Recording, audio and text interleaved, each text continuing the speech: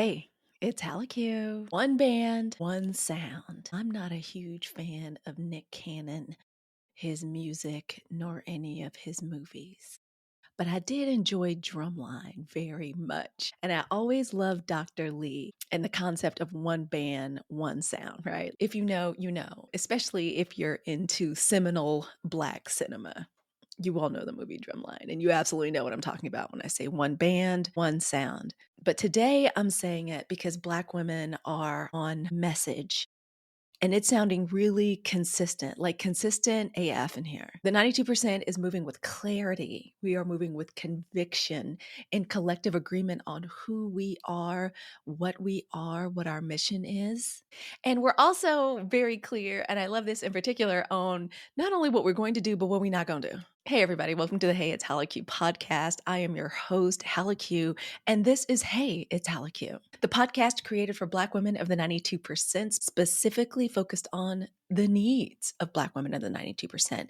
This is where we get together to discuss joy, rest, creativity, reinvestment, our rejuvenation, and why Black women choosing ourselves, prioritizing ourselves is the most powerful political strategy we have ever created for ourselves. We are starting a new kind of revolution. Can I just tell y'all something? I feel like these first few months after the start of this nightmarish goat rodeo, hellscape fire of a geopolitical situation, and particularly presidential administration, 92% refers to the percentage of Black women that showed up to vote for democracy, right? And democracy gave us the middle finger.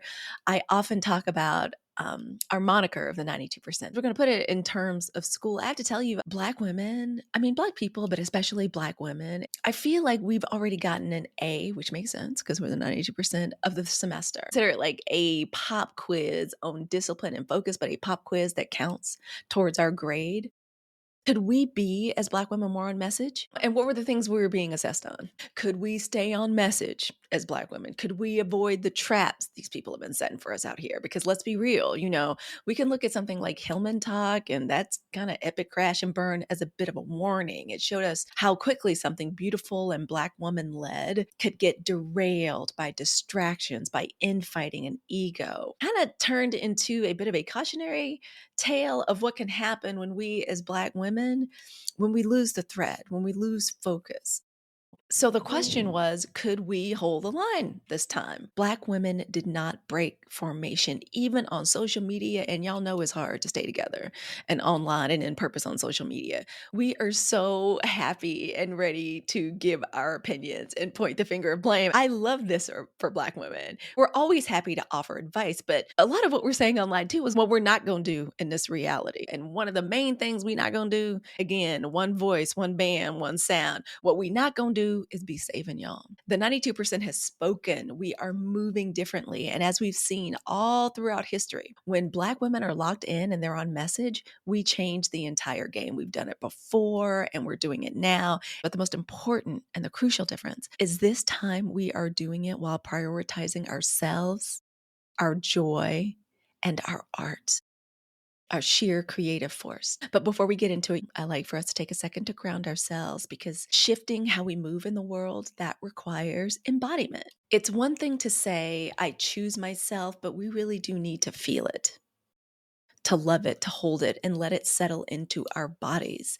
If we, as Black women of the 92%, are stepping into a new paradigm, when we're Black women of the 92%, we're focusing on resting, creating, and prioritizing joy. We need to do more than just talk about it. We need to embody it, and that starts right now. So embodiment, this is actually an important word, and it's one that I hope that we as Black women of the 92% keep real close by, keep like in our wallet, in our pocketbook, and especially in our vocabulary. We live in a world that has trained Black women to function like machines, to overdo it, to overwork, and to overextend, to do, but never to simply just be. Embodiment is the opposite of that. It's the practice of being fully present in your body, feeling emotions, thoughts, and experience that travel through your physical self, not just our mind. Like for a lot of us Black women, we've had to try to get outside of our body because we're in so much pain due to trauma, whether it's trauma in our families or trauma to just racism and oppression just out in this American life and world as a Black girl. So that's why it's important. A lot of us have had to retreat into the deep recesses of our mind and sometimes even get involved with substances that aren't healthy for us because we're trying to get out of like that physical pain.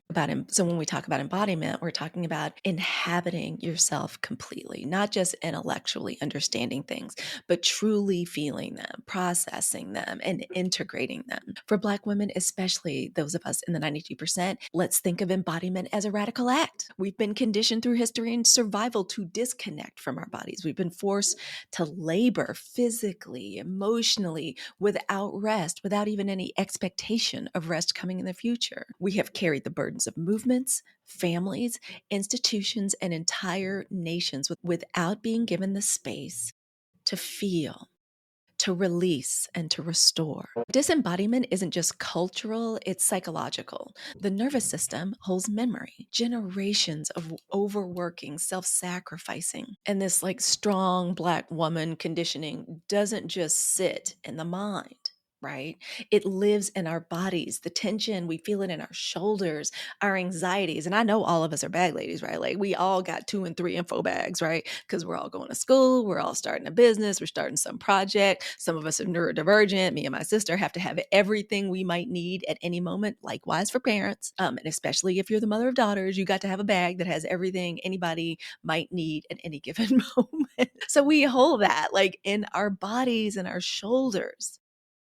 That tension in our shoulders, the anxiety in our chest, the exhaustion that lives in our bones, that's not just a bad night's sleep, y'all. That is unprocessed stress. It is trauma. And it's this kind of nervous expectation sitting in your nervous system. That's why rest alone is not enough. If we want to reclaim our creativity, our pleasure, and our joy, we have to bring our bodies back online. And right here, this is where we start doing it. This is not just a podcast. It is not just a TikTok account. It's not just a YouTube account. It's an experience for Black women of the 92%, and we absolutely deserve it. Taking a little bit further, somatic release, and we're going to do something fun with this exercise this week. And y'all, we need it. This isn't extra. This is necessary. Because Black women of the 92% aren't just thinking a new way forward. I mean, we're doing a lot of thinking. We are brainiacs. That's the way we are. But we're also embodying it. And that means we're going to do the work in our bodies first. So let's just get it out the way. Let's just do it. And when we do, we become unstoppable. Now, we are going to do a quick EFT tapping exercise. If you've never done this before, don't even worry about it. You can, look it up later. But trust me, it's good for you. Just follow along. Your beautiful body will understand, even if your mind is skeptical. So we're going to tap lightly. And so what I want you to do is tap first lightly on your hand. And you're going to tap along the side of your hand. Like if you were doing a karate chop, right there is where you're going to tap. Okay, so when I want you to start tapping, and this little beat, just keep the tapping up and I want you to repeat after me. Okay, so let's tap. First, we're going to tap on the karate chop side of our hands. And as we're tapping, I want you to think to yourself or say to yourself, even though I was conditioned to overgive, I deeply and completely choose myself. Even though the world expects me to do the work, I reclaim my time and my energy. I am free to create, to rest, and to enjoy my own life without guilt. Now, I want us to stop and I want you to start tapping on your collarbones. I'm just going to use one hand, all the while breathing in and out naturally, tapping on our collarbones. I release the need to explain myself. I release the need to prove my worth. I stand firm in the power of my choice. Oh, now let's take a deep breath in, exhale out, and now let's get into the mess. You remember earlier when I said that if we were thinking about this at school, that we just passed our test? Let's get into some of the foolishness this week.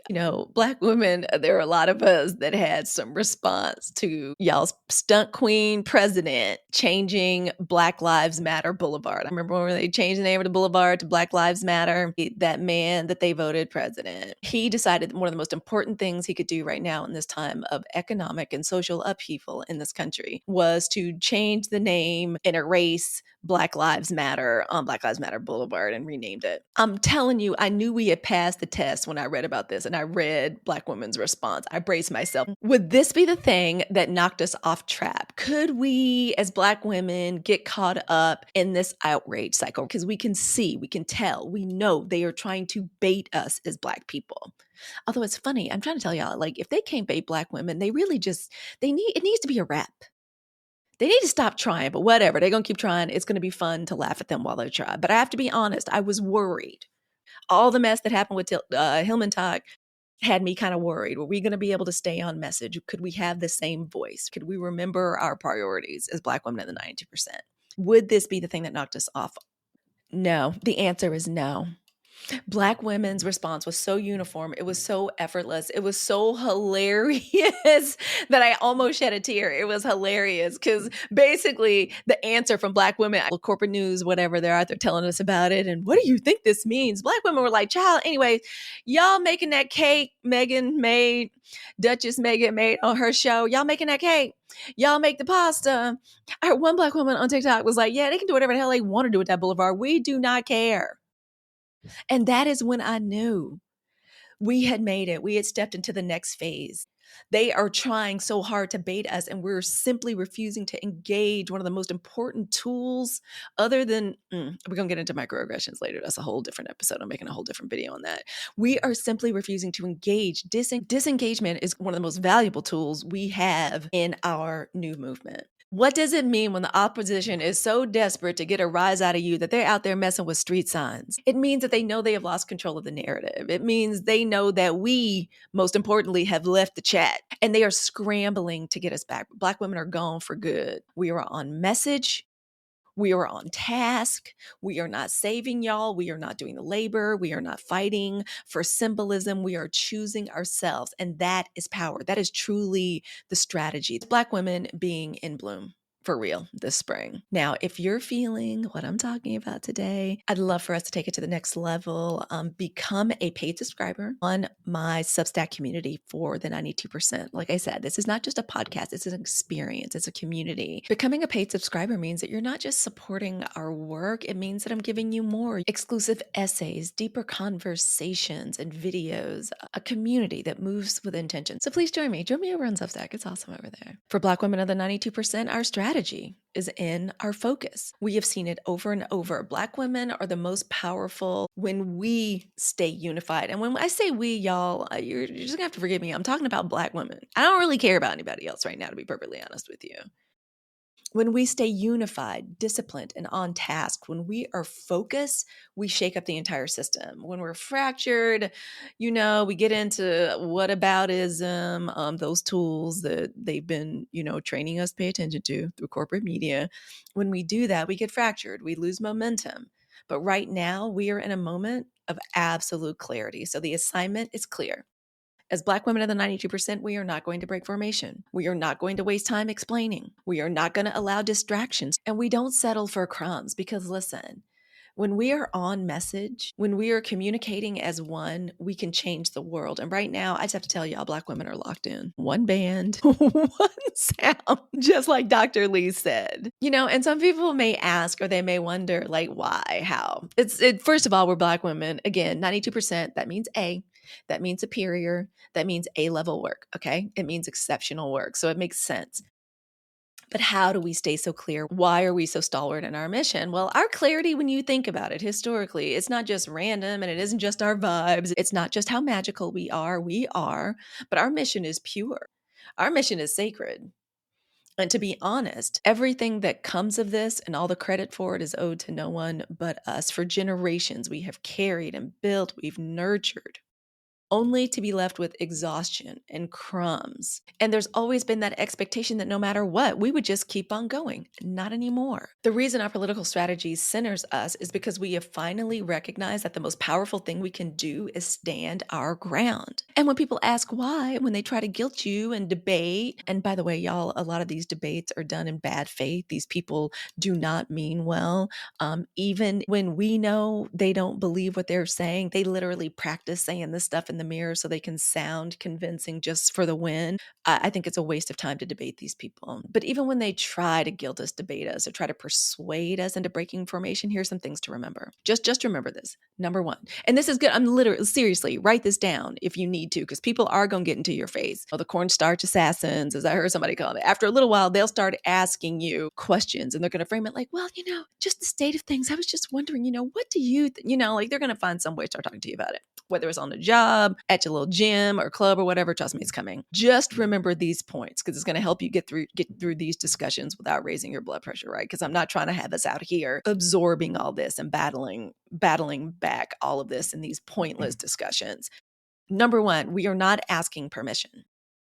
Remember that. We're not asking permission, and put that in the tone of your voice. The biggest shift in the 92% movement right now, we are no longer waiting for anybody's approval. We're not explaining it. We're not justifying or trying to prove our humanity to anyone anymore. We're just doing what we know is right. These little community roundtables where Black people sit down and white people sit down, and we say things like, it's important for us to have these conversations. I disagree. I don't know that it's important for us to sit down together and share these conversations because what's going to happen? Who's going to be doing the oversharing? Who's going to be doing the work, talking about their painful experiences? Is it going to be white people or is it going to be Black people? Is it going to be white women or is it going to be Black women? It's going to be Black women. And I'm tired of that. So we're not apologizing for anything. We have been conditioned to seek this consensus before we move to make sure everyone is comfortable with our decision, to make sure we're seen as reasonable, as fair. Have y'all ever been in these DEI conversations where even in you telling your deep truth, you've edited yourself? You kind of calm down. You want to make sure your voice is even. You don't start crying, right? We don't want to seem, over emotional. We want to seem reasonable and fair. Forget that. We are done with that. That's all people want us to do. And then we just take it on ourselves and just further enslave ourselves by editing ourselves, even when nobody asks us to. Always trying to make it seem like, okay, we're reasonable and we're fair, before we take any action. What has that ever gotten us? The Democratic Party may be thanking us in election years and then ghosting us right after, right? And then turning Black to try to pull over these MAGA people. We got to focus on the working class. Yeah. Right. Black women are always being expected to build community, but we never get any support for that in return. What else have we gotten? Movements where we do all the work, but the credit and the resources go somewhere else. Yeah, whatever. This time we're not asking, we're deciding, we're not apologizing. And that's one of the reasons our message is so strong, because it's not up for discussion. That's why. Number two, another thing I want y'all to remember when you're out there and people try to get in your face. Remember that prioritizing ourselves is the best thing for everybody. Whatever Black women decide to do, 9 times out of 10, it's what's best for the collective, for everybody. A lot of people, especially those people that have benefited from our labor, are trying to argue that Black women centering ourselves, oh God, is selfish. But here's the thing, when Black women prioritize our well-being, I promise you the world improves. Think about it. When Black women rest, we show the next generation that overwork is not the price of love. When Black women create and we birth new art, new thought, new culture, that helps and it uplifts and it inspires everyone. When Black women build for ourselves, we create spaces that are healthier, safer, and more sustainable. History has shown that Black women are at our most powerful when we move in alignment with our own needs first. Seriously. Like the Montgomery boycott, the Mississippi Freedom Democratic Party. We make the biggest impact when we're taking care of ourselves first. And their impact has a ripple effect on everyone else. We're not abandoning anyone, but we are done abandoning ourselves. We're going to have to remember this the way we have to remember it with our significant others and our kids. As Black women in the 92%, you just not going to bother us or move us with guilt tactics. Okay, the Jedi mind tricks not working no more. You can hear it in the way we respond when people try to drag us back into battles that we never signed up for, right? Black Lives Matter Boulevard got renamed. Child, anyways, whatever. Meghan Markle is making a cake. How dare she still want to call herself a duchess? She should have left behind the title. She's not even Black. Black women really? She making a cake? What kind? I like pasta and I should be eating less meat. But let me turn on the show. The doctor says I need to calm down. They keep throwing out bait. We refuse to bite. We are not doing the emotional labor to make others feel included in our movement too. Y'all, everybody can't come along. We're done doing group projects for right now. We've got a big group, just Black women alone. Black women in the 90%. We're plenty big enough group. We're doing our own group project. Okay, we don't need any more people in our study group. We are not accepting the guilt trips from people who only show up when they need something. Have y'all noticed another community showing the F up? Now that they need something, demanding stuff from us. I say that kind of loud. We're not saving, explaining, or rescuing anybody but ourselves anymore. And that's what's terrifying to people who have relied on us for their survival, for people who have relied on our work to get their movements pushed forward. We have reclaimed our time, our creativity, and our full autonomy. And that's why the 92%, Black women of the 92%, that's why we sound so clear and unified and unmovable out there. I'm so proud of us. And the truth is, we know what we deserve now. We know what's owed to us. And finally, we're taking it. So when somebody asks you why Black women are the 92%, our strategy centers on us, remind them. Well, first of all, we're just not asking permission. We're prioritizing ourselves because it's what's best for everyone and because skill tactics no longer work on us. Seriously, even say one band, one sound. If they say what you mean, say go watch the movie. Okay, now if you love this podcast, please don't keep it to yourself. Share it. Rate it, review it, pass it forward, share it with another Black woman in the 92%. This is how we get the message out. It's how we keep the conversation going. And it's how we remind the world that Black women are the 92%, that we are moving different. So please drop those 5 stars, give me a review, send it to someone who needs to hear it. And y'all, that's where we're going to leave it today. Black women of the 92%, we are clear, we are consistent, and we are coalesced. That by itself is something to celebrate. I should let y'all know I'm going out of town. I'm going to take you with me. I'm taking Black women in the 90% with me. Y'all, please follow me at Halicue. Truly, to follow me anywhere, all you have to do is type in Halicue. So whether it's TikTok, YouTube, if you're following the podcast on Spotify, Apple Podcasts, right here on Substack, all you have to do is just type in my name, Halicue, Halicue. It's kind of a unique name. So you can find me just about anywhere. And wherever you follow me, wherever you're part of my community online, you're going to come with me. I am going to be out of town for a while, but I'm still going to be podcasting. I'm still going to be posting, and I'm taking Black women in the 92% with me. We're on a riverboat cruise it's one of the Viking riverboat cruises. If y'all like PBS, you'll always see their ads in there. So my mom is taking me on a little trip, me and my mom, and I think my uncle and my aunt. It's going to be like a little 10-day river cruise. I think we're starting in Amsterdam, and we're going to be going up all the way we're going to end up Basel in Switzerland, I think is where we're going to end up. And then I'm flying back home. I'm home for 4 days. And then I'm going to be flying back to the UK, where me and my own little nuclear family, me and my husband and my 2 daughters, are going to be hanging out in the UK. And then we're heading off to Portugal for a little while, for a little spring break, a little vacation. And I'm bringing everybody with me. So I'm going to be sharing everything. You all follow me everywhere. Thank you so much for your support of the podcast. And seriously, consider becoming a paid subscriber. Right after this, I'm going to be recording a rest and inspiration oracle reading specifically for my paid subscribers to inspire your rest and just inspire your creativity for the next week and give you a little touchstone, a little something to come back to, especially when you need to, it's the way we do. As Black women in the 92%, we're dealing with a lot out there. I mean, we are excellent and we are amazing, but we still have to deal with a lot. So I like to do that rest and inspiration reading and message for my paid subscribers, just a little something special to say thank you for supporting the podcast. Also, I'm really great with downloads and divination. So it's just a little extra gift that I have to share. Our clarity, unified voice, that is our real power as Black women in the 92%. We are not explaining ourselves. We are not saving anybody but ourselves. We're moving forward with joy, strategy, and discipline. Look at us. Until next time, all the love in my heart to Black women of the 92% and to everyone that supports us. And to everyone else, I want you to have the day that you voted for. I'm Halicue. This is the Hey, It's Halicue podcast, and I'll see y'all next week.